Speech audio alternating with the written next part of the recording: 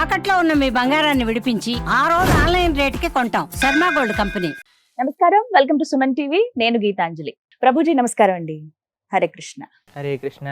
మీ అందరికి కూడా స్వాగతం అండి. ప్రభుజీ, ముందుగా నా ప్రశ్న, ఆడవాళ్ళు పీరియడ్స్ లో ఉన్నప్పుడు ఆలయాలకు వెళ్ళకూడదు అనేది ఎప్పుడు ఒక క్వశ్చన్. అందరికీ తెలిసిందే ఇది, ఎందుకంటే ఇళ్లలోనే పక్కన కూర్చోబెడతారు. ఇంట్లో కనీసం దీపం పెట్టే ప్రదేశానికి కూడా వెళ్ళనివ్వరు, ఆ గాలి కూడా తాకనివ్వని ప్లేస్ లో కూర్చోబెడతారు. అయితే దీని మీద ఒక పెద్ద డిబేటే జరుగుతుందండి. గత కొద్ది రోజులుగా చూస్తున్నాం కొన్ని ఇష్యూస్. ఎలా అంటే అదేం తప్పులేదు, చేసుకోవచ్చు, చక్కగా పూజ దానిదే ఉందంటారు కొంతమంది. దేవాలయానికి వెళ్ళే ఏం కాదంటారు కొంతమంది. లేదు వెళ్ళకూడదని, వెళ్ళొచ్చని, అది కూడా 3 days అని, 5 days అని, ఇలా రకరకాల డిస్కషన్లు ఎప్పుడు జరుగుతూనే ఉంటాయి. అసలు ఇలాంటి సమయంలో ఎందుకు పూజించొద్దని చెప్పారు? ఫస్ట్ ఆ రీజన్ తెలుసుకోవాలనుకుంటున్నాను.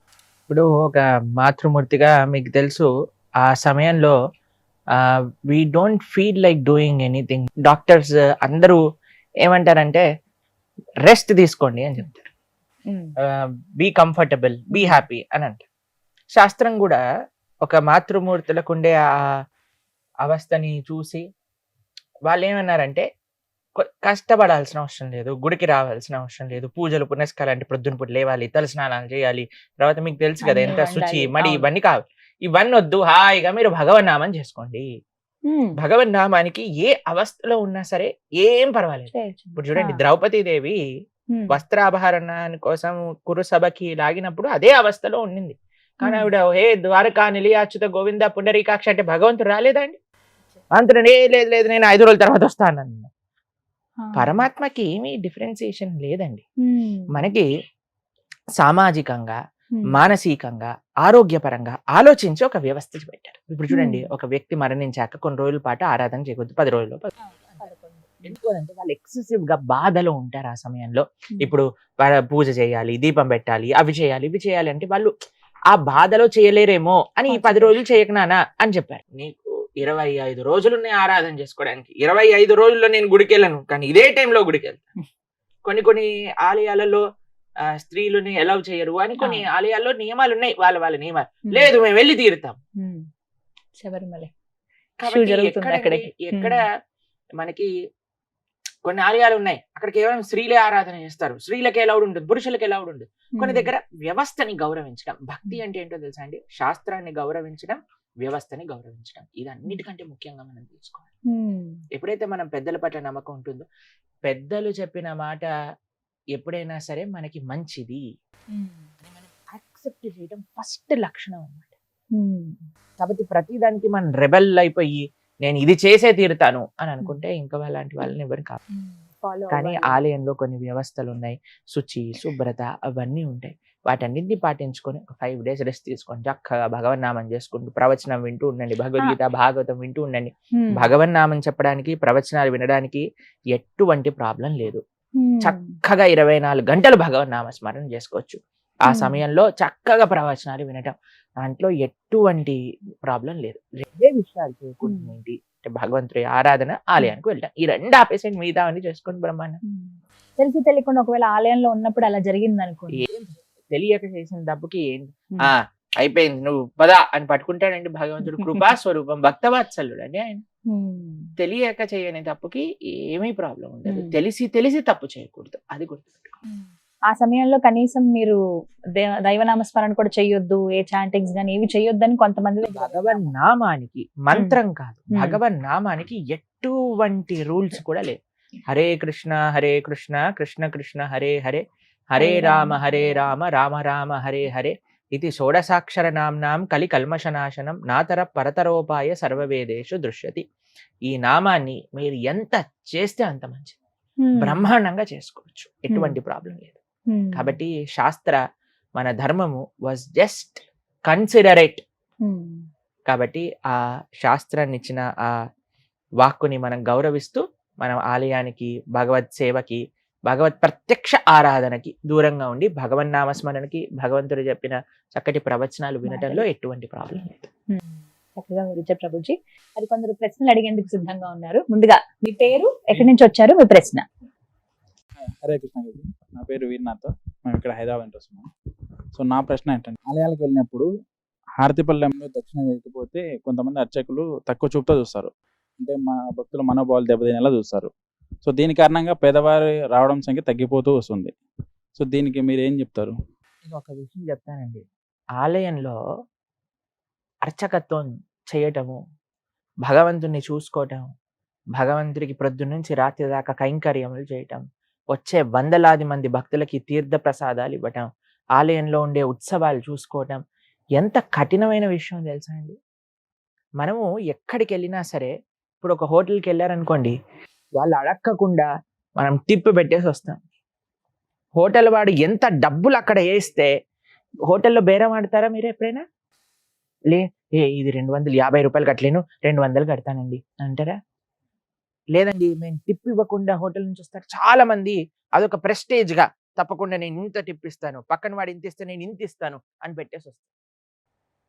కానీ నాకు అర్థం కాని విషయం ఏంటి అని అంటే, ఎక్కడ డబ్బులు పెట్టడానికి సంకోచించని వాళ్ళు కేవలం ఆలయంలో అర్చకుడికి ఇవ్వడానికి ఎందుకు ప్రాబ్లం? అర్చకుడు ఏదైనా చేసుకోవచ్చండి జీవితంలో. మంచి సాఫ్ట్వేర్ ఉద్యోగం చేయొచ్చు, ఎంతో లెక్చరర్ అవ్వచ్చు, ప్రొఫెసర్ అవ్వచ్చు, ఏదైనా అవ్వచ్చు. అన్నిటినీ వదిలేసి ఒక అర్చకత్వం చేస్తూ, భగవంతుడిని సేవ చేస్తూ, ఒక ఆలయ వ్యవస్థని కాపాడే వ్యక్తికి ఇవ్వటంలో ఏంటండి నష్టం చెప్పండి?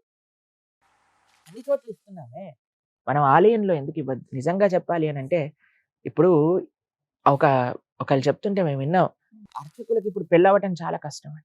ఎందుకంటే అందరు అంటున్నట్ట, పరోహిత్యం చేస్తే మేము పెళ్లి చేసుకోము, మాకు కూడా సాఫ్ట్వేర్ జాబ్ వాళ్ళు కావాలి అని. కాబట్టి ఎంత అన్యాయం చెప్పండి. ఇప్పుడు అర్చకులందరూ కూడా వేరే వేరే జాబులు చేసేస్తున్నారు అనుకోండి, అప్పుడు ఆలయాన్ని చూసుకునేది ఎవరు? మన సనాతన ధర్మం ముందుకెళ్ళేది ఎలా వెళ్తుంది? ఎంతో మంది మేము దక్షిణ భారతదేశంలో మందిరాలకు వెళ్ళినప్పుడు, అమెరికాలో పెద్ద పెద్ద జాబులను వదిలేసి సనాతన ధర్మ పరిరక్షణ కోసం ఆలయ వ్యవస్థ నడవాలి అని వాళ్ళ పూర్వీకుల ఆరాధన చేసే ఆలయంలోకి వచ్చి సేవలు చేస్తున్నారు. శ్రీరంగ క్షేత్రంలో మొన్న మేము వెళ్ళినప్పుడు ఇద్దరు అక్కడ తలిగ స్వాములను కలిసామన్నమాట. వాళ్ళకి పెద్ద లక్షల రూపాయలు ఉండే ఒక జాబ్ వదిలేసుకొని వాళ్ళ ఆలయంలో భగవంతుడికి నైవేద్యాలు తయారు చేస్తున్నారు. ఎందుకు? ఆ సేవ కంటిన్యూ అవ్వాలి. మేము చేయకపోతే నెక్స్ట్ జనరేషన్ ఎలా చేస్తుంది? కాబట్టి ఫస్ట్ మనం అర్చకులను గౌరవించడం నేర్చుకుందాం. భగవంతుడి పట్ల మనం చూపించే ప్రేమ, మనకుండే గౌరవం, ఫస్ట్ ఆయనని ఆరాధన చేసే వ్యక్తి ద్వారా మనం భగవంతుడి దగ్గరికి వెళ్ళటం నేర్చుకోవాలి. కాబట్టి ఎప్పుడు కూడా చూడండి, ఆయన అవుట్ రైట్ గా మీరు చెప్పినట్టు జనాల్ని కోపం చేయకూడదు, అది కూడా మంచి విషయం కాదు.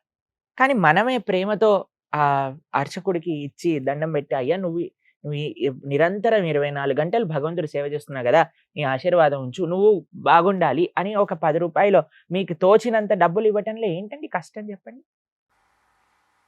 మనం అన్నిటికీ ఇవ్వడానికి సిద్ధం అవుతున్నామే. దేనికి ఎవరైనా సరే బయటకు వెళ్ళినప్పుడు మనం దేనైనా చెప్తున్నావా? సినిమా టికెట్ వాడికి చెప్తున్నావా? లేదు, వాడు ఎంత ప్రైస్ చెప్తే వాడు. హోటల్ వాడికి చెప్తున్నావా? ఎంత ప్రైస్ చెప్తే వాడు. అన్ని చోట్ల ఉంటుంది. కానీ ఆలయానికి వచ్చేసరికి ఎందుకు అందరూ ఆలోచిస్తారో నాకు అర్థం కాదు. కాబట్టి మేము ఎక్కడికి వెళ్ళినా సరే, మీకు ఒక విషయం చెప్తాను, మేము ఎక్కడికి వెళ్ళినా సరే, ఏ ఆలయంలో దర్శనం చేసుకున్నా సరే, నిజంగా చెప్పాలంటే మాకు జేబులు లేవు, డబ్బులు ఉండవు, అయినా సరే మా పక్కలుండే మాతో పాటు వచ్చే భక్తులు నేను అడిగి మేము ఆ అర్చకుడి యొక్క చేతిలో పెట్టి వాళ్ళ ఆశీర్వచనం స్వీకరిస్తాం తప్పకుండా. కాబట్టి అది మంచి పద్ధతి. ఆలయ వ్యవస్థ నడవాలి, ఆలయ వ్యవస్థలో భగవంతుడి యొక్క సేవ నడవాలి అని అంటే ఇవ్వటంలో ఎటువంటి తప్పైతే నాకు కనిపించదండి. మీరేమంటారు? సంతోషం. Right, okay. మరొక ప్రశ్న. పేరు సూర్య, నేను ఏలూరు జిల్లా నుంచి వచ్చాను. మనం ఎదుటివారితో స్నేహం చేయాలంటే అతను మంచివాడు చెడ్డవాడని ఎలా తెలుసుకోవాలి? చాలా మంచి ప్రశ్న.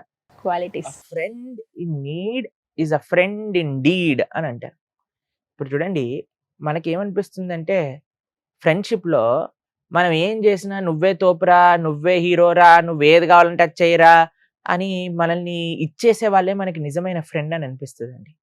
అది నిజమైన ఫ్రెండ్షిప్ కాదు. నిజమైన ఫ్రెండ్షిప్ అంటే మనం తప్పు చేస్తుంటే అవుట్ రైట్ గా నువ్వు తప్పు చేస్తున్నావు, ఇది చేయకూడదు అని ఎవరైనా చెప్పారనుకోండి, వాడు నిజమైన శ్రేయోభిలాషిగా మనం అర్థం చేసుకోవాలి. ఎవరైనా అన్నారనుకోండి, ఏయ్ నువ్వు సిగరెట్ తాగావా, రేయ్ తాగురా, అప్పుడే నువ్వు మొగాడువైతే సిగరెట్ తాగు అని అన్నారనుకోండి, వాడు నీ ఫ్రెండ్ కాదు. ఎవరైతే మనం తప్పుడు అలవాట్ల నుంచి మనల్ని బయటపడేస్తారో, ఎవరైతే మనం తప్పు చేస్తుంటే మనల్ని సంస్కరిస్తారో, ఎవరైతే నిక్కచ్చుగా, ఇప్పుడు చూడండి చాలాసార్లు ఏమవుతుంది అని అంటే, ఎవరి దగ్గర అయితే డబ్బులు ఉంటారో వాళ్ళ దగ్గర అందరు వ్యక్తులు ఉంటారు. మనం చిన్నప్పుడు ఒక నీతి పద్యంలో చదువుకుంటాం కదా, ఏ బావిలో అయితే నీళ్లు ఉంటాయి అక్కడే కప్పలన్నీ ఉంటాయి. ఒకసారి బావి ఎండిపోయింది అనుకోండి, కప్పలని వేరే దగ్గరికి వెళ్ళిపోతాయి. మనం చూడాల్సింది ఏంటి అంటే నా కోసం వస్తున్నారా, నా దగ్గర ఉండే వస్తువుల కోసం వస్తున్నారా అని చాలా ఈజీగా తెలిసిపోతుందండి. ఎవరైనా మనకి what they are giving us, ఏదైనా వాల్యూ మన జీవితంలో యాడ్ చేస్తున్నారా మనం ఒకసారి పరిశీలన చేసుకోవాలి. లేదు ఒక పారాసైట్ జలగా అంటారు చూడండి, అది కూర్చొని రక్తం అంతా పీకేస్తుంటుంది. ఫోన్ చేసి 1000 రూపాయలు అయ్యి, 2000 అయ్యి, 500 అయ్యి అని 24 గంటలు మనల్ని అడుగుతున్నాడా? అందుకే మనకంటారు ఎంతమంది నీతోటి ఉన్నారు అని ఎలా తెలుస్తుందంటే, నీ ఒక కంట్లో నుంచి ఒక కన్నీటి దార కార్చినప్పుడు ఎంతమంది చేతులు వస్తాయి దాన్ని తుడపడానికి, అంతమంది నీతోటి ఉన్నవాళ్ళు అని చెప్తారు. అంతేకానండి మన ఫేస్బుక్ లో 5000 ఫ్రెండ్స్ ఉండటం వల్ల, వాట్సాప్ లో మనకి 5000 కాంటాక్ట్స్ ఉండటం వల్ల మనం పొందేది ఏం లేదండి. అందులో ఒక్క వ్యక్తి అయినా సరే మనకి మంచి చెప్పేవాడు ఉన్నాడు అనుకోండి, వాడు నిజమైన ఫ్రెండ్. నేను మీకు ఒక విషయం చెప్పాలా, అందరికంటే మన బెస్ట్ ఫ్రెండ్ ఎవరైనా ఉన్నారంటే అది భగవంతుడే. ఎందుకంటే ఆయన ఒక్కడే నిజంగా ఒక జీవుడిని మంచి మార్గంలో నడిపించడానికి ఎప్పుడు మన హృదయంలోనే ఉంటూ మనల్ని మంచి సజెషన్స్, మీకు ఎప్పుడైనా మీరు ఏదైనా పని చేయాలనుకున్నప్పుడు ఇన్నర్ వాయిస్ అని ఒక మనసులో నుంచి ఒక శబ్దం వినిపిస్తుంది అందరికీ, ఒరే ఇది మంచిరా, ఇది చెయ్యి, ఇది చెడు, ఇది చేయకూడదు. కానీ మనం ఏం చేస్తాం, వాడు నూరు చూసి మన పని మనం ఏం కావాలంటే అది చేసుకుంటుంటాం అన్నమాట. నిరంతరం కాన్స్టెంట్ గా మనకి మంచి సజెషన్స్ ఇస్తున్నవాడు మన హృదయంలోనే పరమాత్మ. ఆయన నిజంగా మన బెస్ట్ ఫ్రెండ్ అన్నమాట. Krishna is our best friend. కాబట్టి మంచి సాంగత్యం చాలా ముఖ్యం. ఈ మధ్య పిల్లల్లో ఏమైపోయింది అనంటే, ఫ్యాషన్ ఎలా అయిపోయింది అనంటే ప్యాషనెట్ గా ఉండటం, అందరూ ఏదో తిరగటం, పార్టీలకు వెళ్ళటం, చాలా మంది జీవితాలు పాడైపోతున్నాయి. ఎందుకు మాకు ప్రాబ్లం అంటే ఏం లేదండి, ఫ్రెండ్షిప్ లో ఏముంది, మాకు ఒక చాలా మంచి స్నేహితుడు ఉండేవాడండి. ఆయన మాతో మాట్లాడుతూ ఉండేవారు. మేము ఇంజనీరింగ్ చేయడానికి వెళ్ళిపోయాం, వారు హైదరాబాద్ లోనే ఉన్నారు. వాళ్ళ ఫ్రెండ్స్ అందరు కలిసి ఒకసారి వాళ్ళ కాలేజ్ లోపల కార్ రేసింగ్ అని పెట్టుకున్నారనమాట. ఔటర్ రింగ్ రోడ్ లో 130, 140, 150 ఆ స్పీడ్ లో వెళ్ళిపోతుంది. ఈయన కారు ఒక స్పాన్ ఆఫ్ సెకండ్ లో తప్పిపోయింది. తర్వాత రోడ్ పై నుంచి టాపుల్ అయిపోయింది, ఇటువైపు నుంచి అటువైపు ఎగిరిపోయాడు, ప్రాణాలు పోయాయి. మేము ఎంత బాధపడ్డామో మాకు ఆ విషయం తెలిసినప్పుడు. అంటే ఒక ఏజ్ లో ఉన్నప్పుడు అండి ఆ ఫ్రెండ్షిప్, ఆ ప్యాషన్ మనల్ని క్యారీ అవే చేసేస్తుంది అనమాట. కానీ ఎవరైతే కరెక్ట్ ఫ్రెండ్షిప్స్ ని ఐడెంటిఫై చేస్తారో, ఎవరు నాకు నిజమైన శ్రేయోభిలాషి అని తెలుసుకుంటాడో వాడు జీవితంలో సక్సెస్ఫుల్ అవుతాడు. అందుకే ఎంతమంది ఉన్నారు కాదండి, ఎంతమంది ఉన్నా వారు మనకి ఏం చేస్తున్నారు, ఒక్క ఫ్రెండ్ ఉన్నా చాలండి. ఒక్క ఫ్రెండ్, ఒక్క స్నేహితుడు ఉన్నా సరే మన జీవితంలో మనల్ని మంచి మార్గంలో నడిపించేవాడు చాలు. We are not worried about quantity, ఇంతమంది ఉన్నారు అంతమంది ఎవరికి చూపించుకుంటామండి, అందరు మనల్ని పాడు చేస్తూ ఉంటే. కాబట్టి ఒక్క మిత్రుడు ఉన్నా సరే మంచివాడు ఉండాలి చాలు. ఈ గుణాలు చూసి సెలెక్ట్ చేసుకోవాలి. మీ డౌట్ క్లారిఫై అయిందా? రైట్, మరొక ప్రశ్న. నమస్తే స్వామి, నా పేరు చైతన్య. నేను కల్కి మూవీ చూసాను. అందులో అశ్వత్థామ యుగాల దాటి బతికి ఉన్నాడు కదా, కృష్ణ పరమాత్మ వెళ్ళిపోయారు, ఆయన ఇంకా బతికే ఉన్నాడు కదా, ఆయన కృష్ణుడి కన్నా గొప్పవారా?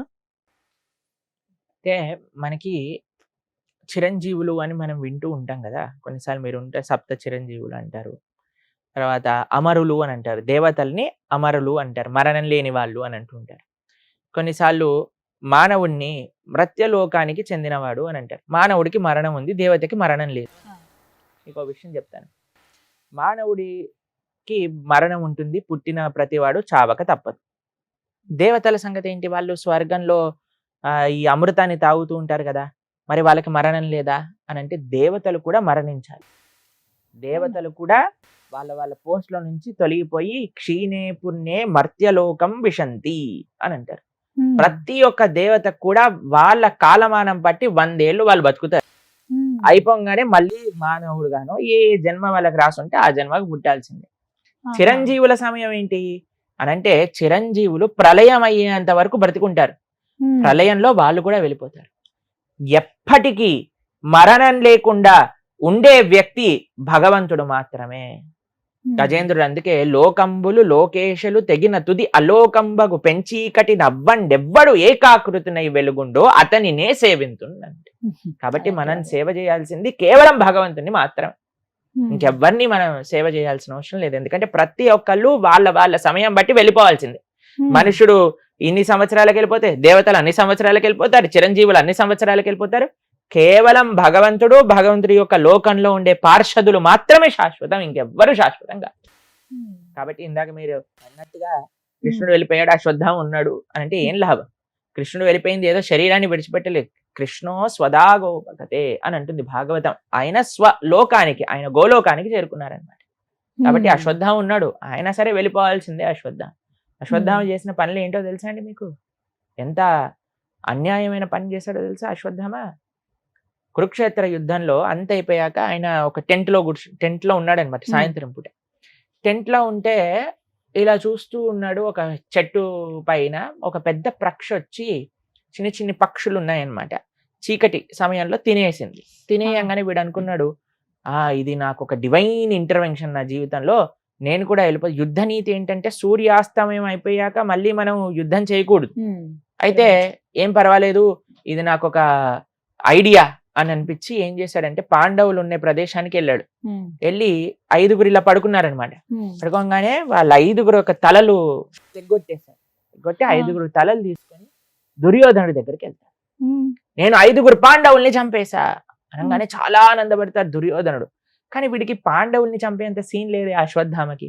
సరే ఒకసారి టెస్ట్ చేస్తాను అని ఒక తలని ఇవ్వమన్నాడు అనమాట. తలని తీసుకొని, ఎటువంటి దుర్యోధనుడు అంటే ఆల్మోస్ట్ శరీరాన్ని విడిచిపెట్టే స్థితిలో ఉన్నాడు, తొడలన్నీ విరిగిపోయి పడిపోయాడు. ఆ కొద్దిపాటి శక్తితో తలని లానంగానే మొత్తం ముక్కలు ముక్కలు అయిపోయింది తల. అప్పుడు చెప్తాడు, ఒరే ఇది పాండవులు కాదురా, పాండవులు పిల్లలైన ఉప పాండవులు, పిల్లల్ని చంపేసేసాడు అనమాట అశ్వత్థామ. దుర్యోధన లాంటి దుష్టుడు అన్నాడు, కనీసం నేను అనుకున్నా ఈ అందరు పోతే కనీసం ఉప పాండవులు కురు వంశాన్ని ముందుకు తీసుకెళ్లే వాళ్ళైనా బ్రతుకుంటారని, నువ్వు వాళ్ళని కూడా చంపేశావు, ఎంత దుర్మార్గుడివిరా, ఎంత అన్యాయం చేసావురా నువ్వు అన్నట్టు. అయినా సరే ఊడుకోలేదు అశ్వత్థామ. పరీక్షిత, అభిమన్యు యొక్క భార్య అయిన ఉత్తర గర్భంలో ఉండే పరీక్షితుడు లాస్ట్ ఎయిర్ అన్నమాట వాళ్ళ యొక్క కుటుంబానికి, కురు వంశానికి. వాడిపైన, కడుపులో ఉండే పిల్లవాడి పైన బ్రహ్మాస్త్రాన్ని వదులుతాడు. అంత దుర్మార్గుడు.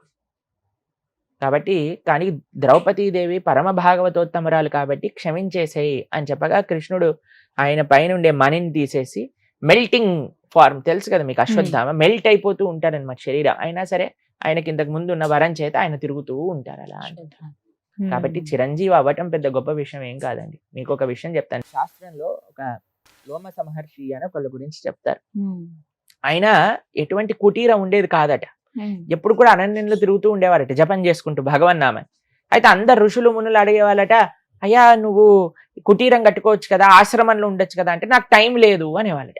అందరు ఆశ్చర్యపోయే వాళ్ళట, ఈయనకు టైం లేదా, ఈయనకు టైం లేదా. ఏంటో తెలుసా అండి ఆయనకు ఉండే వరం, ఒక్క బ్రహ్మగారి సమయం, బ్రహ్మగారు కొన్ని కోట్ల సంవత్సరాలు బ్రతుకుతారు. ఆయన 100 ఏళ్ళు అవ్వాలి అంటే కొన్ని కోట్ల సంవత్సరాలు పడుతుంది. అటువంటి బ్రహ్మగారు ఒక్కళ్ళు పోతే ఆయన శరీరంలో ఉండే ఒక్క వెంట్రుక పడిపోతుంది. లోమస మహర్షికి ఉన్న వరం ఏంటి అంటే శరీరం పైన ఉండే అన్ని వెంట్రుకలు పోతే కానీ ఆయన పోడు అనమాట. అలాంటి వ్యక్తి అంటున్నారంటే నాకు సమయం లేదు అని అంటే, మనం మాత్రం తర్వాత చేస్తాం, ఎల్లుండి చేద్దాం, అవతల ఎల్లుండి చేద్దాం అంటే. చూడండి ఎంత విచిత్రమో, చూడండి మనుషులకి ఎంత విచిత్రం. అటువంటి వ్యక్తే భగవంతుడికి పూర్తి శరణాగతుడై ఎప్పుడు నిరంతరం భగవన్నామ స్మరణ చేస్తుంటాడు. కాబట్టి చిరంజీవి కేవలం చిరంజీవి అవ్వటం వల్ల గొప్ప విషయం కాదు, భగవంతుని ఆశ్రయించడంలో, భగవంతుడి యొక్క సేవ చేసుకోవటంలో నిజమైన అస్తిత్వం ఉన్నది. సరే, మరొక ప్రశ్న. నా పేరు వెంకటేశ్వర, నేను భీమవరం నుంచి వచ్చాను. ఇప్పుడు ఎవరైనా చనిపోతే భగవద్గీత పెడతారు కదా, అది ఎందుకు? చనిపోయిన వాడికి భగవద్గీత కాదు, వీడు ఎలానో పోయాడు మీరైనా బాగుపడండి రా అని భగవద్గీత వినిపిస్తున్నారన్నమాట. యాక్చువల్గా శాస్త్రం ఏం చెప్పారంటే, చనిపోయిన వ్యక్తి దగ్గర గరుడ పురాణము, దాని తర్వాత అంటే చనిపోయిన సమయంలో ఆ 10 రోజులు 11 రోజులు 13 రోజులు ఒక్కొక్క వ్యవస్థ బట్టి అయితే వాళ్ళకి ఏం చెప్తారు అని అంటే, ఆ సమయంలో భగవద్గీతను వినిపించాలి, గరుడ పురాణాన్ని వినిపించాలి, భాగవతాన్ని వినిపించాలి అని చెప్తూ ఉంటారు. ఎందుకు అని అంటే, చనిపోయిన వాడు ఎలానో పోయాడండి, కానీ అక్కడికి వచ్చినప్పుడు ఆ వ్యక్తులందరూ కూడా ఈయన ఎలాగనో పోయాడు, జీవితాన్ని మార్చుకోలేదు, కనీసం మీరైనా బాగుపడండి, మీకైనా ఒక మంచి మార్గాన్ని చూపించడానికి అప్పుడు చెప్తారండి. ఇప్పుడు ఏం చేసేసారంటే, ఆ చనిపోయిన వ్యక్తిని తీసుకెళ్లే బండ్లో భగవద్గీత ఆన్ చేసేస్తారు, అంతే, ఇంకెవ్వరు వినరు. వాళ్ళు ఏదో వీళ్ళ లోకంలో వీళ్ళు ఉంటారు. ఆ భగవద్గీత అలా అలా వెళ్ళిపోతూ ఉంటుంది శ్లోకాలు. భగవద్గీత శ్లోకాలు చెప్పడం ముఖ్యం కాదు, భగవద్గీత ప్రవచింపచేయాలి. ఎందుకు భగవద్గీత అని అంటే, మీరు చూడండి, ఒక మషీన్ కొన్నా, ఒక ఫోన్ కొన్నా, ఒక వాచ్ కొన్నా, ఒక ల్యాప్టాప్ కొన్నా, ఏది, ఒక గ్రైండర్ కొన్నా, ఓవెన్ కొన్నా, ఏది కొన్నా సరే దాంతోపాటు ఒక మాన్యువల్ వస్తుంది. మాన్యువల్ చూసామనుకోండి, ఆ మషిన్ ఆపరేట్ చేయడం చాలా ఈజీ అనమాట. మొన్నే మేము ఒక డివైస్ తో చాలా స్ట్రగుల్ అయ్యాము, ఏం చేయాలి, ఎలా పెట్టాలి, ఏం అర్థం కావట్లేదు. ఎప్పుడైతే మాన్యువల్ చూసామో చాలా ఈజీగా తెలిసిపోయింది ఎలా చేయాలి అని. అలానే మన మానవ శరీరం కూడా ఒక యంత్రం లాంటిదే. ఆ యంత్రం ఎలా యూజ్ చేయాలో చెప్పింది భగవద్గీతలో.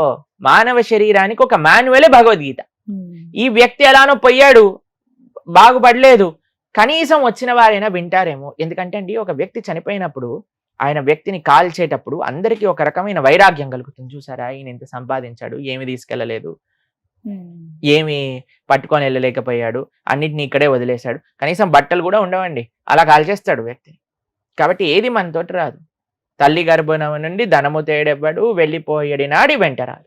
కాబట్టి ఆ సమయంలో అందరూ కూడా ఏంటి ప్రపంచం, ఏంటిది అనే ఒక ఆలోచనలో ఉన్నప్పుడు భగవద్గీత, భాగవతం, గరుడ పురాణం ఎప్పుడైతే వాళ్ళు వింటారో, దాంట్ లోపల ఉండేవి తెలుసుకుంటారో, లేదు నేను ఈ వ్యక్తిలా ఉండకూడదు, నేను మారాలి, నేను మంచి కార్యాచరణ చేయాలి, ఇప్పుడు నేను చేస్తున్న తప్పులు తెలుసుకొని మంచి మార్గంలో ముందుకెళ్ళాలి అనే ఒక ప్రేరణ కలగడానికి అన్నమాట భగవద్గీత, భాగవతం చెప్పేది.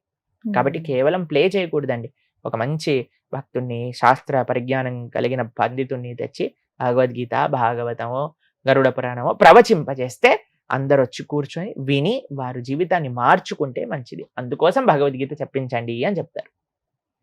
కానీ అది కాస్త మారిపోయి ఎవరైతే చనిపోతారో అక్కడ మాత్రమే నెంబర్ 1 కదండి అన్ని సాంప్రదాయాల్ని పాడు చేసేయటంలో. కాబట్టి మనిషి తెలుసుకొని ఎప్పుడైతే మారుతారో అప్పుడే మన ధర్మం అనేది ముందుకెళ్తుంది. ఓకే, మరొక ప్రశ్న.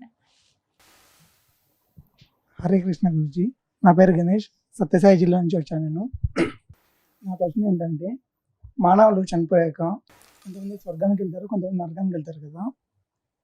ఒకవేళ నేను స్వర్గానికి వెళ్ళాలంటే ఏం చేయాలి? ఒక విషయం చెప్తాను.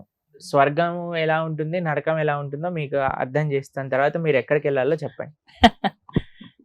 నరకంలో మనం చేసే తప్పులకి శిక్ష అనుభవించాలి. ఒక్కొక్క రకమైన పనికి ఒక్కొక్క రకమైన శిక్ష అని నరకంలో సుమారుగా 28 నరకముల గురించి శాస్త్రములలో ప్రస్తావన చేస్తున్నారన్నమాట. అయితే ఫర్ ఎగ్జాంపుల్ మీరు వినాలనుకుంటున్నారా, చెప్పనా? సరే, ఎవరైనా పశు హింస చేసిన వాళ్ళు ఉన్నారనుకోండి, వాళ్ళని కుంభీపాకము అనే ఒక నరకంలో వేస్తారనమాట. అక్కడ ఏం చేస్తారంటే, మనం ఎలాగైతే ఫ్రై చేసుకొని తిన్నారనుకోండి ఈ ప్రపంచంలో, అక్కడ మనల్ని చేస్తారనమాట, పకోడాలుగా వేయిస్తారనమాట. అదొక రకం. ఎవరైనా తాగే అలవాటు ఉందనుకోండి, కాబట్టి అక్కడ కూడా తాగించాలి కదండి. ఎలా మరి, లేకపోతే ఎలా, వీడికి తలనొప్పి వచ్చేస్తుంది కదా. కాబట్టి అక్కడ ఏం చేస్తారు అని అంటే, ఇనుము ఉంటుంది కదండి, ఇనుముని బాగా కరిగిచ్చేస్తారనమాట. ఇనుముని కరిగించినప్పుడు రెడ్ కలర్ లిక్విడ్గా అవుతుంది కదా, దాన్ని మంచి షాంపెయిన్ గ్లాసులో పోసి నోట్లో పోస్తారనమాట. కాబట్టి ఇలా ఒక్కొక్క తప్పుకి ఒక్కొక్క నరకం ఉన్నది, ఒక్కొక్క రకమైన ఇబ్బందులు మనం అక్కడ పొందాలి అని. వేరే వాళ్ళని అనవసరంగా కష్టపెట్టి అనవసరంగా మాటలతో అన్న వ్యక్తులు ఉంటారు కదా. సో ఆ నరకంలో ఒక స్పెషాలిటీ అయిన పక్షులు ఉంటాయి, వాటిని రురు పక్షులు అని అంటారు. వాటి ఉండే నరకం పేరు రౌరవం అని అంటారు. ఆ నరకంలో ఏం చేస్తాయంటే, ఒక పెద్ద ప్లాట్ఫామ్ ఉంటుంది, ఏం ఉండదు ఆ ప్లాట్ఫామ్లో, మనిషి మాత్రమే ఉంటాడనమాట. పైనుంచి రురు పక్షులు వచ్చి వాటికి ముక్కు ఇక్కడ నుంచి అక్కడ దాకా ఉంటుంది. మనిషి అంటే ఆ జీవి అక్కడ ఉన్నప్పుడు వాటిని సజీవంగా పీక్కొని తింటూ ఉంటాయి అనమాట ఈ రురు పక్షులు. అలా ఇది ట్రైలర్ మాత్రమే, సినిమా అక్కడికి వెళ్తే తెలుస్తుంది అనమాట ఏంటి అని.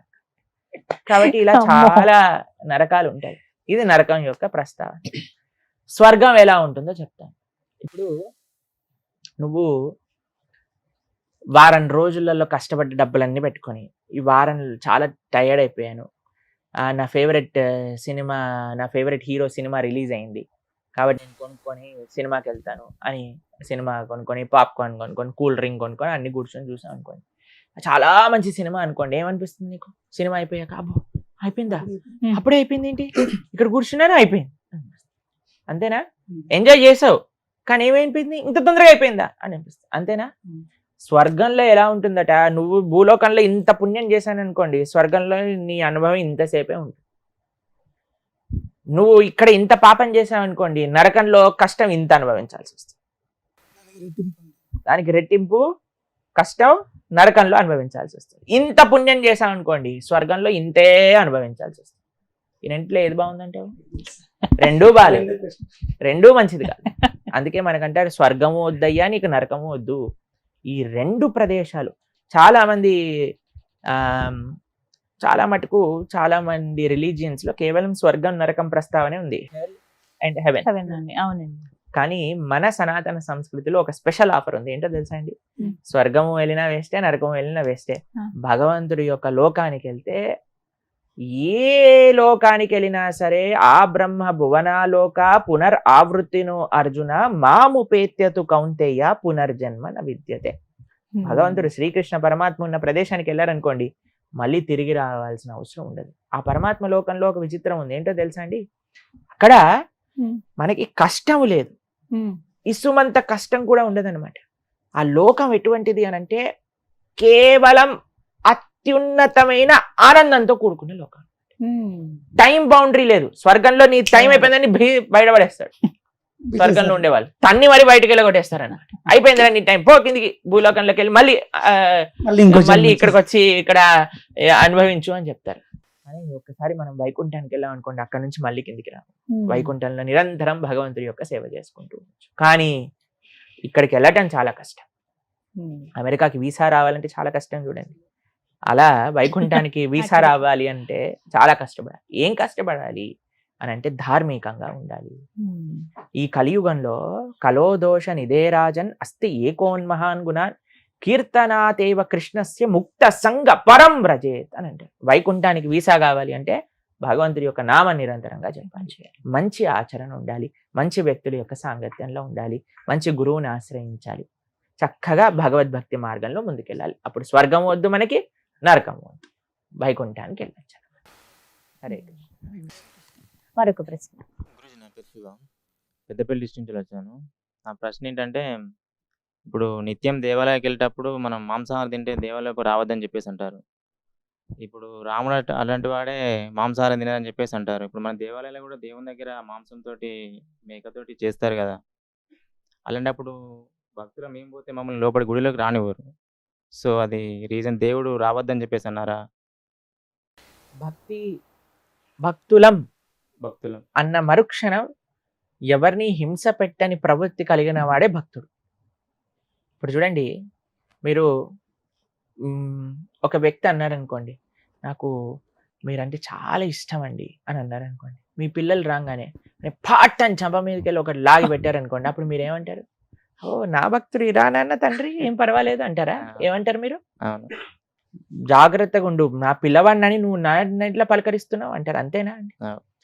భగవంతుడికి కేవలం నువ్వు నేను మాత్రమే సంతానం కాదండి. భగవంతుడికి ప్రతి జీవి కూడా సంతానం.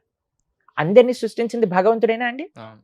కాబట్టి ఏ జీవినన్నా మనం హింస చేసినప్పుడు మనం భగవంతుడి యొక్క భక్తుడిగా ఎలా చెప్పుకుంటాం? మనం చెప్పుకోలేం. భక్తి అన్న మరుక్షణం ఏ ప్రాణిని హింస పెట్టము. అది ఫస్ట్ భక్తుడికి ఉండాల్సినది. అహింస. కృష్ణుడు ఎన్నిసార్లు భగవద్గీతలో ఈ విషయం చెప్పారు, అహింస అహింస అహింస. తెలిసి తెలిసి ఎవ్వరికి ఇబ్బంది పెట్టకూడదు. ఇది ముఖ్యమైన విషయం. ఫస్ట్. సెకండ్ది, రాముడు మాంసాహారాన్ని తిన్నాడు. మీకు ఒక విషయం చెప్తాను. రాముడు అయోధ్య నగరంలో, అయోధ్య నగరాన్ని విడిచిపెట్టి అరణ్యవాసానికి వెళ్ళేటప్పుడు ఒక ప్రతిజ్ఞ చేస్తాడు. ఏమంటారో తెలుసా అండి? మీకు ఒక విషయం చెప్పానా? రాముడు మాట తప్పడెప్పుడు. ఈ విషయం తెలుసా మీకు? ఆయన ఇచ్చిన మాట, తండ్రి ఇచ్చిన మాట కోసమే ఆయన రాజ్యం వదిలేసి వెళ్ళిపోయాడు. ఎవరిచ్చిన మాట? తండ్రి ఇచ్చిన మాట. ఇంకా ఆయన ప్రతిజ్ఞ చేస్తే ఎలా ఫాలో అవుతాడండి? రామ మాట రామ బాణం ఎప్పుడు వెనకాలకి వెళ్ళదు, అంతే కదండి. రాముడు ఒక ప్రతిజ్ఞ చేస్తాడు, నేను ఈ అరణ్యవాసంలో ఉన్నంత సమయం సాధువుగా నార బట్టలు వేసుకొని కంద మూలాలు మాత్రమే స్వీకరిస్తాను అని అయోధ్య నగరంలో ఉన్నప్పుడే ప్రతిజ్ఞ చేసి రాముడు వెళ్ళాడు. కాబట్టి చాలా మంది అరణ్యవాసంలో ఇక్కడ తిన్నాడు అక్కడ తిన్నాడు అని అట్లా ఏం ప్రమాణం లేదండి. సంస్కృతము, శాస్త్రము చదవటం వల్ల అర్థం కాదండి. శాస్త్రము గురుముఖత విన్నప్పుడు అర్థమవుతుంది. ఇప్పుడు చూడండి, మీకు మెడికల్ కాలేజ్ బుక్స్ ప్రతి షాప్ లో ఉంటాయి. మీరు వెళ్ళి నేను అన్ని మెడికల్ కాలేజ్ బుక్స్ అన్ని చదివేశాను, నేను ఇప్పటి నుంచి డాక్టర్ అని అంటే ఎవడైనా ఒప్పుకుంటాడండి? మీరు అలాంటి డాక్టర్ దగ్గరికి మీరు వెళ్తారా అండి? వెళ్తారా? మీరు చెప్పండి. వెళ్ళరు కదా. మీరు ఒకరు అన్నారు అనుకోండి, నేను మొత్తం సివిల్ ఇంజనీరింగ్ బుక్స్ చదివేశాను, నేను మీ ఇల్లు కడతాను. నేను అనుకో, ఒరే మా ఇల్లు కట్టకరా, పక్కింటి ఇల్లు కట్టు, కూలిపోయింది అనుకోండి, మా ఇదంతా అయిపోతుంది. అంతే కదండి. కాబట్టి చాలా మంది ఇలా మాట్లాడే వాళ్ళందరూ ఏదో వాళ్ళంతటా వాళ్ళు ప్రయత్నం చేసి ఇక్కడ అది ఉంది, అక్కడ ఇది ఉంది అని చెప్పేవాళ్ళు. కానీ ఎప్పుడైతే మనం ఆచార్య పరంపరాముఖతగా మనం తెలుసుకుంటాం, అందుకే కదా స్కూల్ ఎందుకు, కాలేజ్ ఎందుకు, ఇంత చదువుకోవటాలు ఎందుకు, టీచర్ దగ్గరికి వెళ్ళి యూనిఫామ్ వేసుకొని కూర్చొని టీచర్ చెప్పినట్టు విని, చేతుల పైన కర్రతోటి దెబ్బలు తిని, ఆ గుంజీళ్ళు తీసి బెడ్ పైన నించొని నీల్ డౌన్ చేసి, ఎందుకు ఇన్ని కష్టాలు, ఇంత పెద్ద పెద్ద బ్యాగులు మోసి ఇంట్లోనే బ్రహ్మాండంగా కూర్చొని చదువుకోవచ్చు కదా. లేదు, ఒక డిసిప్లిన్ కావాలి, టీచర్ చెప్పింది వినాలి. ఆ శ్రద్ధ ఎప్పుడైతే ఉంటుందో అప్పుడే నీకు చదువు అబ్బుతుంది. కాబట్టి మనం కూడా ఎప్పుడైతే ప్రామాణికమైన ఆచార్య పరంపర ద్వారా కృష్ణుడేంటి, రాముడేంటి, వాళ్ళ తత్వములేంటి తెలుసుకుంటామో అప్పుడే మనం జీవితంలో బాగుపడాలి. రాముడు ఎప్పుడూ మాంసాహాన్ని తినలేదు. టెంపుల్స్ లో కూడా చేస్తారు కదా. ఈ ప్రశ్నకు ఆన్సర్ చెప్తాను. బలివ్వటము అని కొన్ని ప్రదేశాల్లో ఆచారంగా ఉంటుంది. ఇక అదే అడుగుతున్నాను మీకు. ఒక అమ్మవారి గుళ్ళో మీరు బలించారనుకోండి, అమ్మ అన్న మరుక్షణమే, అమ్మ అంటే ప్రేమ స్వరూపం, అంతే కదండి. అమ్మ అంటే తల్లి అంటే ప్రేమ కదండి. ఒక తల్లి ముందెళ్ళి నువ్వు ఒక ప్రాణిని బలిస్తున్నావంటే ఆ అమ్మ యొక్క హృదయం బాధపడుతుందా, ఆనందపడుతుందా? బాధపడుతుంది. అంతే కదండి. అసలు పశు బలి అని అంటారు. ఏంటి బలివ్వాలి అని కానీ మీరు ఆలోచిస్తే, పశువుని కాదండి, మనిషిలో కూడా పశువుగా ఉండే కొన్ని ప్రవృత్తులు ఉంటాయి. అందుకే మనం అంటాం కదండి, ఎప్పుడైనా ఎవరైనా పిచ్చి పిచ్చిగా బిహేవ్ చేశారనుకోండి, మనిషివా పశువా అంటే. అవునా? తిట్టారా మీరు ఎవరైనా అలా? తిట్టారా మీరు? కాబట్టి మనిషివా పశువా అన్న పశుత్వం ఉంది చూడండి, దాన్ని భగవంతుడికి బలివ్వాలి. ఆ ఏవైతే చెడు గుణాలు ఉన్నాయో వాటిని అమ్మవారికి ఇవ్వాలి, కానీ పశువుని తెచ్చి బలి ఇవ్వకూడదు. కాబట్టి అది చాలా తప్పు. ఎవ్వరూ దాన్ని స్వీకరించరు. కాబట్టి సాత్వికమైన ఆరాధన, సాత్వికమైన భగవద్ ఆరాధనే శ్రేష్టము. ఇది చాలా ముఖ్యం. హరే కృష్ణ. ఇంకొక క్వశ్చన్ అడుగుతారా ఎవరు? ఇప్పుడు మనం నిత్యం ఇంట్లో తాబేలు విగ్రహాన్ని పెడుతున్నారు దేవుని దగ్గర. కొంతమంది పెడుతున్నామో మంచి జరగదంటారు, కొంతమంది పెడుతున్నాం మంచిగా జరుగుతుంది అని చెప్పేసి అంటారు. ఇప్పుడు తాబేలు విగ్రహం దేవుని దగ్గర పెట్టుకోవచ్చా, పెట్టుకోకూడదా? తాబేలు ఉన్నా తాబేలు లేకపోయినా ఇంట్లో ధార్మికంగా ఉండకపోతే మంచి జరగదు. తాబేలు మన జీవితాన్ని నిర్ధారించదండి, మన మనస్తత్వం జీవితాన్ని నిర్ధారిస్తుంది. తాబేలు ఒకటి పెట్టేసుకొని నేను నచ్చినట్టు నేను ఉంటాను అని అంటే దానివల్ల తాబేలు ఏం చేయలేదు అటువంటి వాడిని. కాబట్టి కొన్ని సూచనలు ఉన్నాయి, కొన్ని పాజిటివ్ ఎనర్జీని వైబ్రేట్ చేసే కొన్ని విషయాలు చెప్తారు. ఇంట్లో దీపం పెట్టుకోవటం, ధూపం పెట్టుకోవటం, తర్వాత చక్కటి పుష్పములు ఉండటము, తాబేలు, జలము, ఇవన్నీ ఉండొచ్చండి. కానీ అన్నిటికంటే ప్రధానం ఏంటి అని అంటే, ఇంట్లో ఏం ఉండాలి అంటే భగవద్ ఆరాధన చేస్తూ ఉండాలి, ధార్మికంగా ఉండాలి. అటువంటి ఇంట్లో ఎవ్వడూ ఏం చేయలేదు. కానీ ఏ ఇంట్లో అయితే పూజ, ధర్మము, ధార్మికత, భగవన్నామము ఇలాంటివి ఏం లేవో అదంతా నెగిటివిటీ తోటి స్ప్రెడ్ అయిన ఇంట్లో తాబేలు పెట్టారనుకోండి, పాపం ఆ తాబేలు ఏం చేస్తుంది? తాబేలు అసలే మెల్లగా నడిచే ప్రాణాయ. కాబట్టి ఏం చేయలేదు పాపం, అది సాత్విక జంతువు. పర్వాలేదు, తాబేలు కూడా పెట్టుకోండి, మంచిగా కూడా ఉండండి, భగవన్ నామం కూడా చెప్పండి, ఆరాధన కూడా చేస్తూ ఉండండి, అప్పుడు మంచిది అవుతుంది. హరే కృష్ణ. గురుజీ, ప్రస్తుత సమాజంలో మత మార్పిడి అనేది పెద్ద మహమ్మారి అయిపోయింది. ఎవరు చూసినా మన హిందువులని డైరెక్ట్ కానీ ఇండైరెక్ట్ కానీ మత మార్పిడి చేస్తున్నారు. వేరే మతాల వారిని మన హిందువులు ఎవరే కానీ ప్రలోభ పెట్టలేదు, మీరు మా మతంలోకి రండి అని. సో ఈ మత మార్పిడి మీద మీ ప్రధాన ఉద్దేశం ఏంటి? మీరు అన్నట్టుగా మత మార్పిడి చాలా జరుగుతుంది అని మనం సమాజంలో చూస్తున్నాం. దానికి ముఖ్యమైన కారణం ఏంటి అంటే, హిందువులో చైతన్యం లేదు. ఇప్పుడు చూడండి, నేను రేపు పొద్దున ఎవరైనా మీకు తెలిసిన వారు ఈ పక్కింటి వాళ్ళ ఇంట్లోనే ఒకరిని తీసుకొచ్చేసి ఈ రోజు నుంచి ఇదే మా అమ్మ అన్నారనుకోండి, మీరేమంటారు? రే, ఆ అమ్మని మార్చేసావేంట్రా? ఏం లేదు, ఈమె బాగా వంట చేస్తుందట, అందుకోసమే నా అమ్మ కావాలనుకుంటున్నాను అంటే ఏమంటారండి మీరు? వాడు ఎంత మూర్ఖుడు ఉన్నాడా ఇంకోడు? కాబట్టి కృతజ్ఞత లేని వ్యక్తులు ఏదో ప్రలోభాలకి, అంటే జనాలు తప్పే కాదు, అటువైపు ప్రలోభ పెట్టే వాళ్ళ మనస్తత్వం కూడా అలానే ఉంది. చాలా మంది మేము రీసెర్చ్ చేసాం ఎందుకు వెళ్ళిపోతున్నారు అని అంటే, చాలా మంది ఎందుకు ఈ మార్గంలోకి వెళ్తే డబ్బుల కోసం వెళ్ళిపోతున్నారు. కాబట్టి ఎందుకు ఇలాంటి ఇవి చేస్తున్నారంటే వాళ్ళకి డబ్బులు కూడా ఇస్తారట. ఇంతమంది మారిస్తే ఇంత డబ్బులు ఇస్తాము, ఇంతమంది కన్వర్ట్ చేస్తే మీకు ఇంత కమిషన్ వస్తుంది. తెలుసా మీకు? ఇవన్నీ విన్నై ఉంటారు, మీ అందరికి తెలుసు కదా ఇక్కడ ఉన్న వాళ్ళందరికీ. కాబట్టి అదో బిజినెస్ అవుతుంది. ప్లస్ మీకు నిజంగా మారినవాడు వాడి యొక్క మతాన్ని చెప్పుకోలేడు, ఎందుకంటే వాళ్ళకి వచ్చే రిజర్వేషన్స్, వాళ్ళకి వచ్చే పథకాలు అన్ని పోతాయి చెప్పుకుంటే. కాబట్టి నిజంగా మారిపోయావు నువ్వు మతం అంటే ధైర్యంగా చెప్పుకో కదా, మతం అయిపోయాను, ఇది నేను ఇది కాదు అని. చూడండి ఎంత తెలివిగల వాళ్ళు. వాళ్ళకి గవర్నమెంట్ నుంచి కావాల్సిన పథకాలు కావాలి, ఇటు మన ధర్మము వద్దు. ఎంత ప్రమాదకరమైన శక్తిగా మార్చేస్తారు చూడండి. చాలా ప్రమాదకరమైన పరిస్థితి ఒకటి నెలకొల్లుతుంది. అన్నిట్లో ముఖ్యమైనది ఏంటి అంటే హిందువులలో చైతన్యం లేదు. ఎంతమంది మీరు భగవద్గీత చదివారా మీరు? అందుకే మరి వేరే వాడు చెప్పాం కానీ బాగుంది కదా అనిపిస్తుంది. మనల్ని మనం చదవకపోయాం అనుకోండి, వేరే వాడు చెప్పింది బాగా అనిపిస్తుంది కదా. మనం చదువుకుంటే మన విషయాలు మనం వింటే ఎంత బాగుండేది. వేరే వాడు వచ్చి ఇది ఇలా అదలా అని చెప్పినప్పుడు వాడికంటే ఒరే నీకంటే 100 రెట్లు నా గీతలో ఉంది చూపించనా అని చూపించచ్చు. వేరే వాళ్ళు అన్నారు అనుకోండి, ఈ నీళ్లు చల్లుతాయి, ఖర్చిప్పిస్తాయి, ఆయిల్ పూస్తాను, నీకు రోగాలు పోతాయి అని అంటే ఎలా నమ్ముతున్నారంటే జనాలను అసలు అర్థం కాదు నాకు. అంటే వారికి అసలు నిజంగా అంటే ఇంకితమైన కామన్ సెన్స్ ఉందా లేదా అనిపిస్తుంది కొన్ని. కానీ కొన్ని ఈ మధ్య జరిగిన కొన్ని పబ్లిక్ టాక్స్ లో కానీ కొన్ని సర్వేలు కానీ ఇలా ఏంటంటే, కొంతమంది దగ్గరికి వెళ్ళి మైక్ పెట్టినప్పుడు మీరు ఏ మతం అని అడుగుతున్నారు. వారిని అడిగినప్పుడు పలానా హిందూ, క్రిస్టియన్, ముస్లిం ఇలా చెప్పాక, క్రిస్టియన్ అయితే మీరు బైబిల్ చదివారంటే నేను రోజు చదువుతాను, మా అమ్మగారు చదువుతారు, మా నాన్నగారు చదువుతారు, నేను అలాగే చదువుతాను, నేను ఇంత పూర్తి చేశాను, లేకపోతే 2-3 సార్లు చదివానని చెప్తున్నాను. అదే ఖురాన్ విషయానికి వస్తే చదివామంటున్నారు. అదే హిందూస్ దగ్గర మాట్లాడేటప్పుడు మాకు అలా నేర్పించలేదండి రోజు చదవమని, మేము ఇప్పటివరకు అయితే అసలు భగవద్గీత చదవలేదండి. లోపం ఎక్కడుందండి? అదే కదా, మొత్తం వ్యవస్థలో ఉంది లోపం. తల్లిదండ్రుల దగ్గర నుంచి, విద్యా వ్యవస్థ దగ్గర నుంచి, అమ్మమ్మల తాతయ్యల దగ్గర నుంచి, టీచర్ల దగ్గర నుంచి అందరిలో ఉన్నది లోపం. అంటే పాఠ్యాంశంగా ఉంటే బాగుంటుంది, ఇది ఖచ్చితం చేస్తే పాఠ్యాంశం ఎంత ఖచ్చితం చేసినా సరే జనాలకి ఆ ఇంట్రెస్ట్ అనేది లేదు కదా. మన దాంట్లో ధర్మం కాపాడుకోవాలి, అందరికి అనిపిస్తుంది నా ధర్మం ముందుకెళ్ళాలి, నా ధర్మం విస్తృతం అవ్వాలి.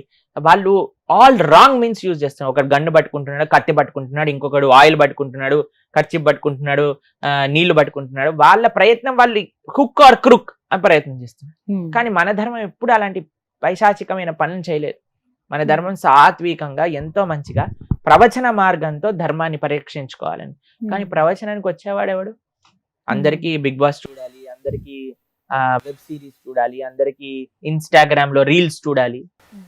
కానీ ఎవరికి ఎంతమంది ప్రవచనం వినడానికి వస్తున్నారండి? అనవసరమైన విషయాలు చూడటంలో నెంబర్ 1 హిందువులు అయిపోయారు. అవునా కదా? చెప్పండి. పిల్లలందరినీ చిన్న పిల్లల్ని కూర్చోబెట్టి చూపించేస్తున్నారు సీరియల్ అన్ని. చిన్న పిల్లలకి సినిమాలు చూపించేస్తున్నారు. సినిమాలలో, సీరియళ్లలో ఇప్పుడు ఎలాంటి ఎన్ని నెగిటివ్ విషయాలు చూపిస్తున్నారంటే అవన్నీ పిల్లలకి అవసరమా? ప్రవచనాన్ని చెప్పేసి పిల్లలకి అర్థం కాదేమో అండి, ఇవి అర్థం అవుతాయి కానీ అది అర్థం కాదా? ఎంత విచిత్రం చూడండి. కాబట్టి మన ధర్మాన్ని మనమే రక్షించుకోవాలి. కాబట్టి మీరందరూ ఇక్కడ ఉన్న వాళ్ళందరూ గీత చదవండి, అప్పుడు మన ధర్మాన్ని మీరు చదవండి, పక్కన వాడికి చెప్పండి. హరే కృష్ణ. నాకు డౌట్, ఇప్పుడు హిందువులకి రామాయణం ముఖ్యమా లేకుంటే భగవద్గీత ముఖ్యమా? రామాయణము, భగవద్గీత, భాగవతము ఈ 3 ముఖ్యమే. మరి క్రిస్టియన్స్ కి బైబిల్, ముస్లిమ్స్ కి ఖురాన్. అలా అనుకుంటే హిందువులకి ప్రాథమికమైన ఫౌండేషనల్ పుస్తకం ఏ సాంప్రదాయానికి చెందిన వాళ్ళైనా సరే, హిందువులకు ఒక పుస్తకం చెప్పండి ప్రభుజీ, ఇది తప్పకుండా అందరూ అధ్యయనం చేయవలసిన పుస్తకం ఏదన్నా ఉంటే అది గీత, భగవద్గీత.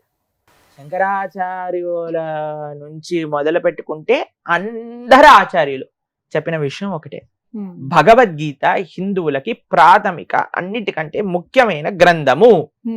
కాబట్టి మీరు ఒక పుస్తకం చెప్పండి హిందూ ధర్మంలో అంటే భగవద్గీత. భగవద్గీతను చదవండి, భగవద్గీతను వినండి, భగవద్గీతను అర్థం చేసుకోండి. సనాతన ధర్మం అంటే ఏంటో అర్థం.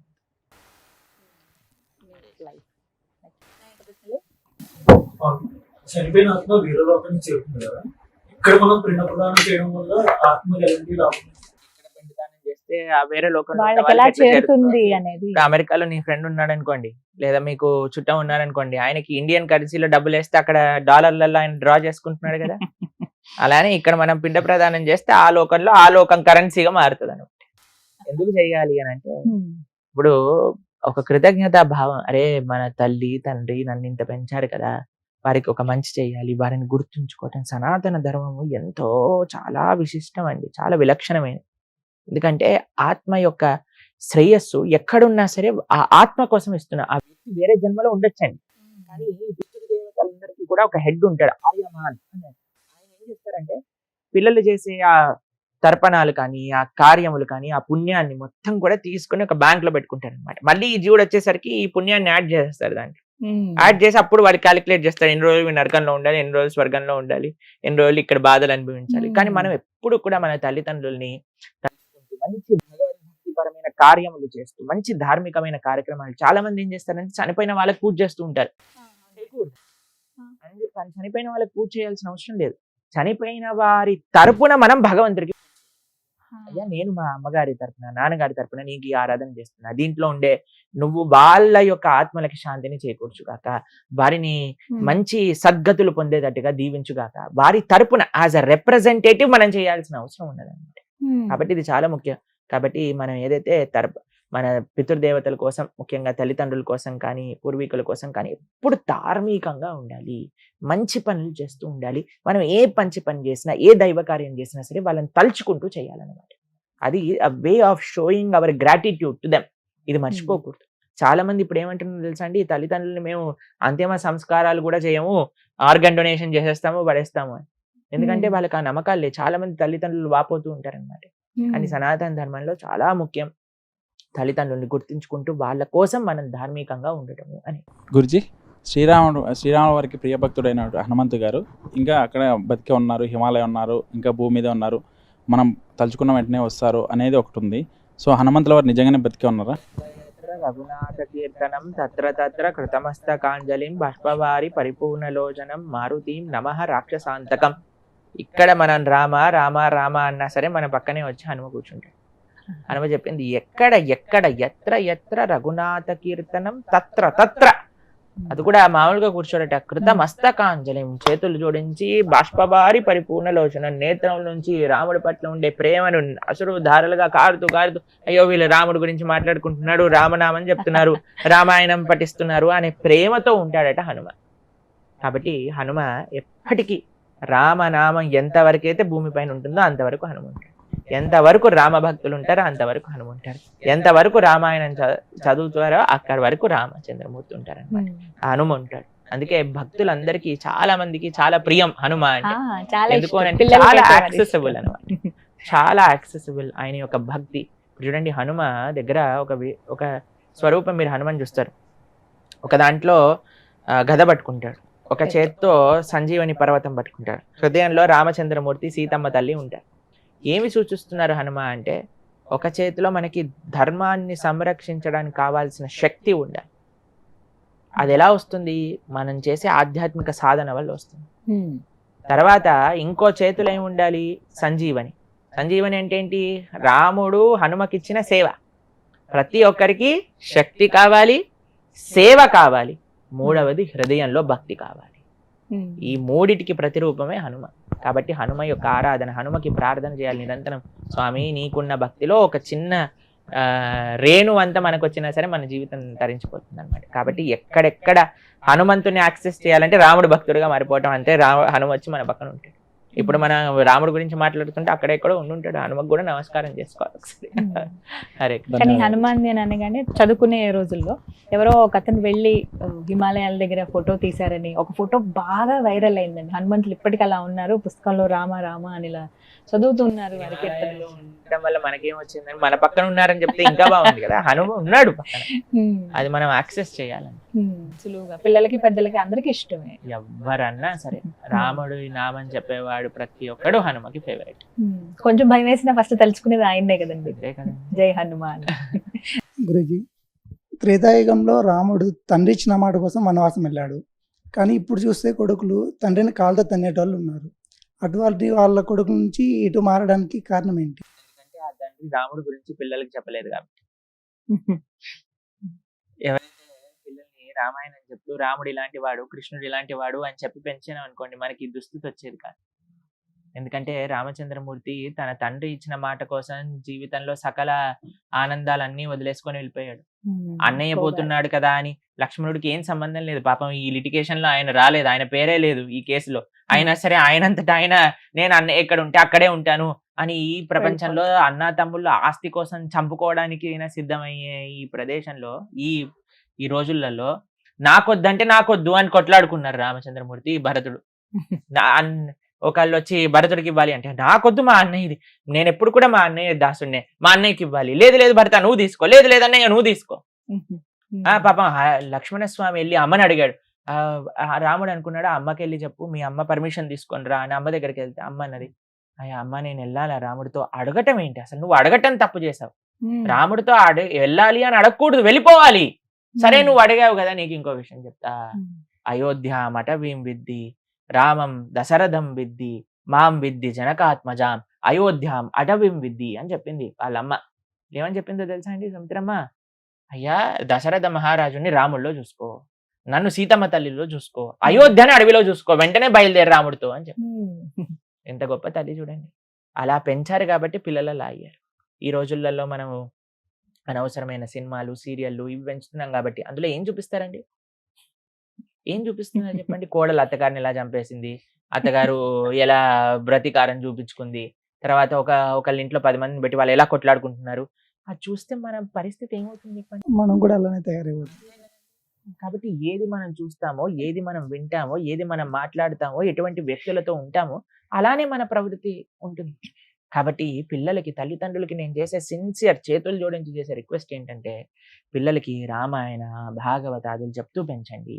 మీ పిల్లవాడు పెద్దగయ్యాక మీరు ఈ సేవ కానీ చేస్తే అన్నిటికంటే లబ్ధిపోయే వ్యక్తులు ఎవరైనా ఉంటే అది ఫస్ట్ తల్లిదండ్రులే. తల్లిదండ్రులు లబ్ధి పొందడమే కాకుండా ఈ దేశం లబ్ధి పొందుతుంది, ఈ ధర్మం లబ్ధి పొందుతుంది, ఈ సమాజం లబ్ధి. కానీ ఇటువంటి అనవసరమైన ఎక్స్పోజర్స్ పిల్లలకి చేయటం వల్ల వాడు పాడవటం చేత కుటుంబం పాడైపోతుంది, కుటుంబం పాడైపోతే సమాజం పాడైపోతుంది, సమాజం పాడైపోతే దేశం పాడైపోతుంది. కాబట్టి ఎందుకు ఇలా మారుతున్నారు అంటే రాముణ్ణి పక్కన పెట్టాం కాబట్టి ఇలా మారుతుంది. రాముణ్ణి మళ్ళీ సొసైటీలో ఇంట్రడ్యూస్ చేయండి, ఇటువంటివి ఏవి జరగవు. మీకు ఒక విషయం చెప్తాను, రామాయణం సీరియల్ ప్లే చేసేటప్పుడు క్రైమ్ రేట్ 70% తక్కువ ఉండేదట. ఎందుకంటే అప్పుడు ఇంకే ఛానల్ ఉండేవి కాదు, రామాయణం పెట్టేవారు. ఒక ఊర్లలో రామాయణం పెట్టేసుకుంటే ఊరంతా వచ్చి రామాయణం చూసేది, దొంగలు కూడా చూసేవారేమో, ఏం క్రైమ్ ఉండేది కాదు, అందరూ బ్రహ్మాండంగా రామ రామ రామ అనుకుంటూ ఉండేవారు.